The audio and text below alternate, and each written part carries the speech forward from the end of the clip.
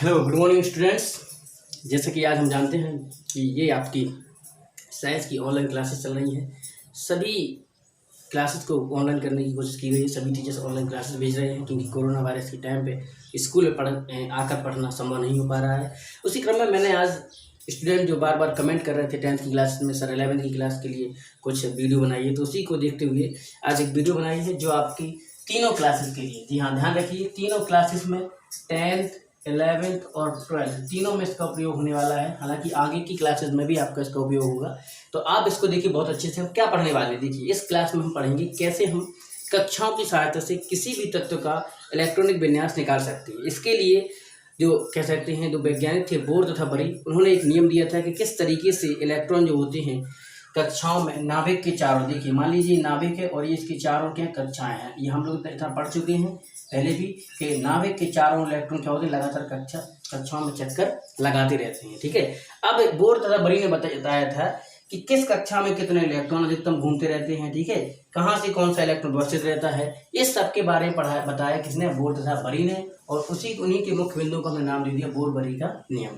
तो आज इस नियम के बारे में पढ़ेंगे हम लोग। सबसे पहला जो इसका पॉइंट है, इसका पहला बिंदु है वो है किसी कक्षा में, देखिए यहाँ एक एक पॉइंट पढ़ते जाएंगे। 4 मुख्य बिंदु हैं। किसी कक्षा में अधिकतम इलेक्ट्रॉन कितने होते हैं, 2n² होते हैं, जहां n क्या है, कक्षा की क्रम संख्या।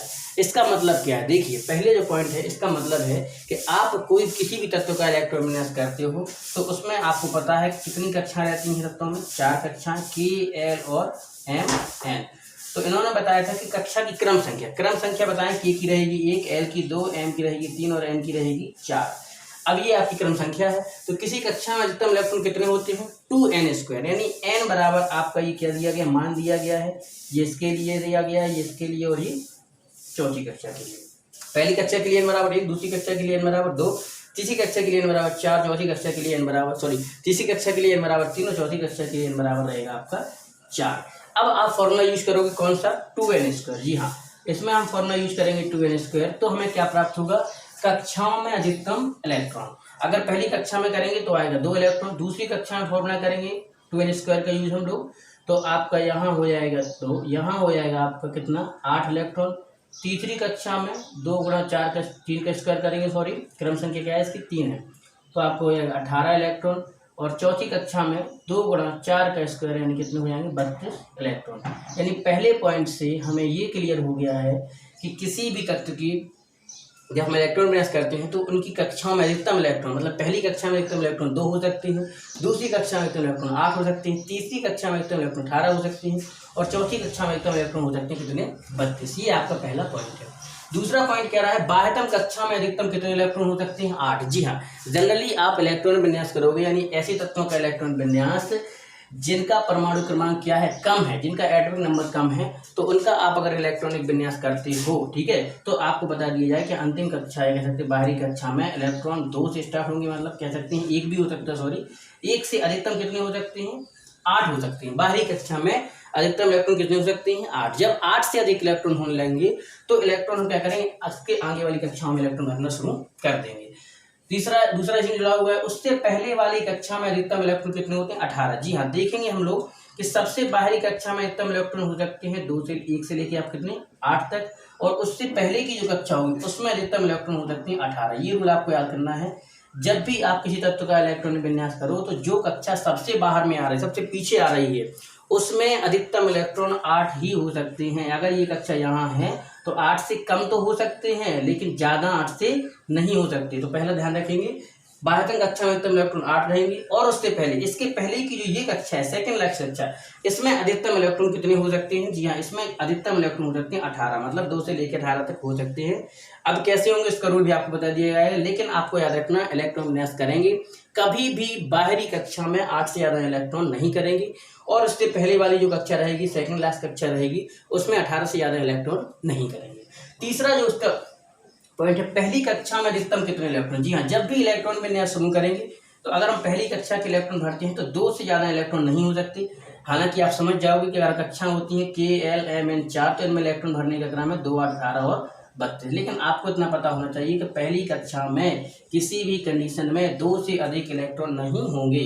यानी पहली कक्षा में अधिकतम कितने इलेक्ट्रॉन होंगे, जी हाँ, 2 इलेक्ट्रॉन होंगे।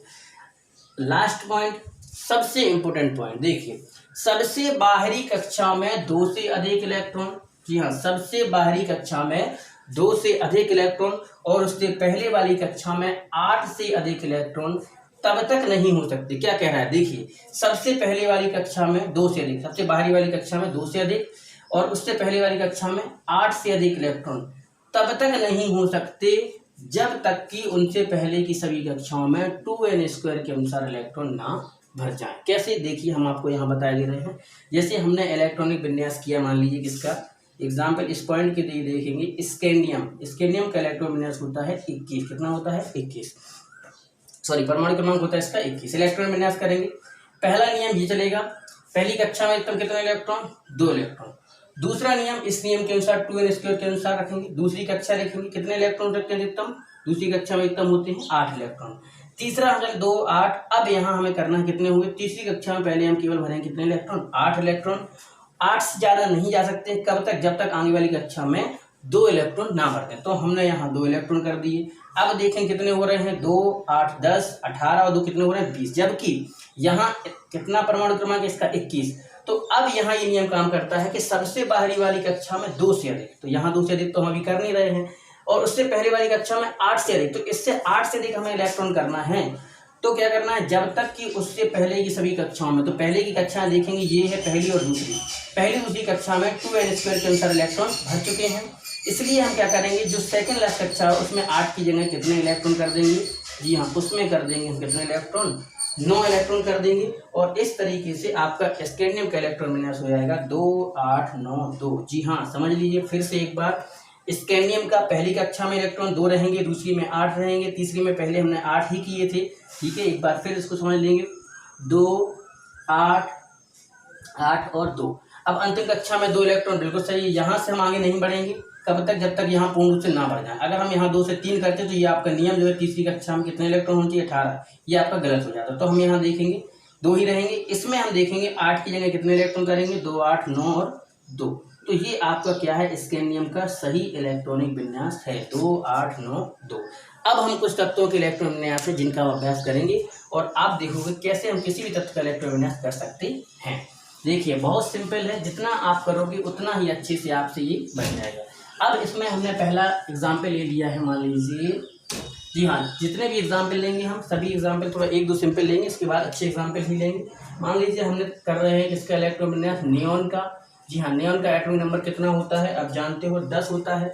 तो सबसे पहला नियम हम जानते हैं कि पहली कक्षा में एकदम कितने इलेक्ट्रॉन हो सकते हैं? 2 हो सकते हैं। जी हाँ, दूसरी कक्षा में आप रूल जानते हो कितने होंगे? 8 होंगे। तो यहाँ 2 8 10, यही इसका इलेक्ट्रॉनिक विन्यास है।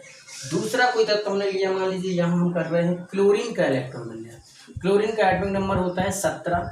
इसका करेंगे 2 8, देखो पहली कक्षा में 2, दूसरी कक्षा में 8, तीसरी कक्षा में हम इलेक्ट्रॉन भरेंगे तो तीसरी कक्षा में हम 8 2 से बढ़ना शुरू करेंगे, लेकिन इसमें 8 तक भर सकते हैं। कैसे, क्यों भर सकते? देखिए पहले 2 किया हमने, लेकिन अभी कितना हुआ? 8 2 10 तो 12। तो हमें ये 2 कक्षाओं में इलेक्ट्रॉन हम भर चुके हैं, किसके अनुसार? 2n² के अनुसार। तो हम यहाँ आगे इलेक्ट्रॉन बढ़ा सकते हैं। 2 से कितने कर सकते हैं? 2 से हम यहाँ कर सकते हैं कितने? तो 7 तक कर सकते हैं। ठीक है, ये आपका इलेक्ट्रॉन हो जाएगा 2 8 और 7। अगला एक तत्व हम यहाँ पे लेंगे क्रोमियम, जिसको अपवाद बताया जाता है। और इसी को मैं आज बता दूँ आपसे, ये अपवाद नहीं है, इसमें रूल लगता है जो आपको नया रूल है, आपके सिलेबस थोड़ा बाहर है। 24 का इलेक्ट्रॉन विन्यास करते हैं तो आता है 2 8, कितना हो जाए? 2 8 8 और लास्ट में कितना होगा आपका? 2 8 8। यहाँ पे हमने कर दिया तो कितना हुआ है अभी? 8 2 10 18 2 20, जबकि यहाँ कितना है? 24। तो इसको हम यहाँ पे क्या करेंगे? 2 ही रहेंगे, यहाँ बढ़ाएं। कितना बढ़ा लेंगे? देखेंगे 8 2 10 2, कितने हो रहे हैं? 12। तो यहाँ पे इलेक्ट्रॉन कितना करना चाहिए हमें? 12 करेंगे तो क्या हो जाएगा आपका? 24 हो जाएगा। लेकिन ये जो आपका क्या है? अपवाद है। ठीक है, अपवाद क्या है वो भी बताएंगे।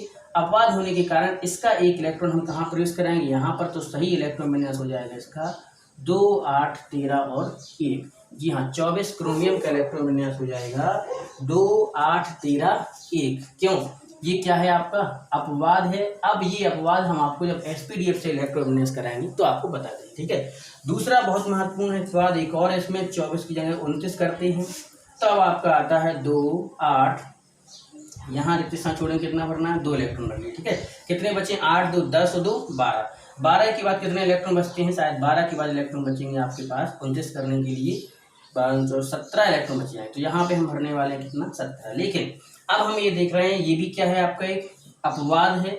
जब अपवाद है तो इसके आगे वाली कक्षा में जहाँ पे 2 इलेक्ट्रॉन इससे इलेक्ट्रॉन ले लेंगे, यानी ये आपका जो इलेक्ट्रॉन है ये सही नहीं है, ये क्या है आपका यहाँ पे गलत है। ये करेंगे नीचे 2, 8, 18 और 1, ये आपका सही इलेक्ट्रॉनिक विन्यास है। इस तरीके से ये तो अपवाद है, इनका अपवाद का नियम भी आपको बताएंगे, ठीक है। लेकिन इसके अलावा और जो बड़े तत्व हैं जिनका परमाणु क्रमांक अधिक है उनका भी इलेक्ट्रॉन विन्यास देख लेंगे, किस तरीके से करते हैं, कहाँ कहाँ नियम बदलते हैं। देखिए जहाँ भी ना बने आप कमेंट कर सकते हैं, फिर से आपको बताया जाएगा।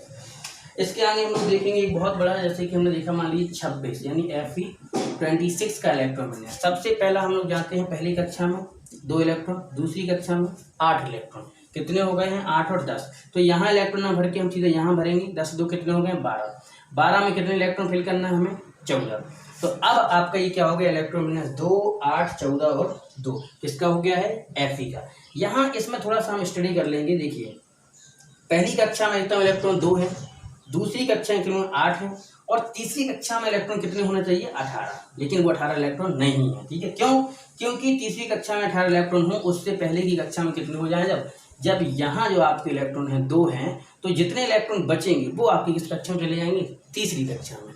आपको याद करना है, इतना याद रखना है, जब भी आप इलेक्ट्रॉन विन्यास करेंगे अधिक परमाणु क्रमांक वालों का, तो पहली कक्षा में इलेक्ट्रॉन, दूसरी कक्षा में, इसके बाद तीसरी कक्षा को छोड़ के, ठीक है। अगर कम है आपके पास तो तीसरी कक्षा में नहीं, तो फिर इसके आगे की कक्षा चौथी कक्षा में 2 इलेक्ट्रॉन करके आप फिर इस कक्षा में 18 इलेक्ट्रॉन तक भर सकते हैं। एक और इसका इलेक्ट्रॉन विन्यास सपोज हम कर रहे हैं 30 का, Zn 30 का इलेक्ट्रॉन विन्यास हम लोग करने जा रहे हैं, जो आपको बहुत ही मजेदार है। जैसे कि करेंगे यहाँ देखिए 2, 8, अब हम यहाँ जानते हैं 2, 8 बहुत से ज़्यादा तत्व वो है इलेक्ट्रॉन है, तो यहाँ हमने लास्ट में 2 भर दिया, कितना बचे हुआ है 8 2 10, तो कितना होता है आपका 8 10 2 12, तो यहाँ सीधा सीधा इलेक्ट्रॉन आ जाएंगे आपके कितने 18 इलेक्ट्रॉन। अब इसमें आप समझ लेंगे कितने नियम लगते हैं, पहली कक्षा में 2 इलेक्ट्रॉन, दूसरी कक्षा में 8, तीसरी कक्षा में 18 इलेक्ट्रॉन, तो 2n² के अनुसार सही भर चुके हैं। सबसे बाहरी कक्षा में एकदम कितने इलेक्ट्रॉन हो सकते हैं, 2 इलेक्ट्रॉन सकते हैं, तो आपके यहाँ पे क्या है 2 इलेक्ट्रॉन है।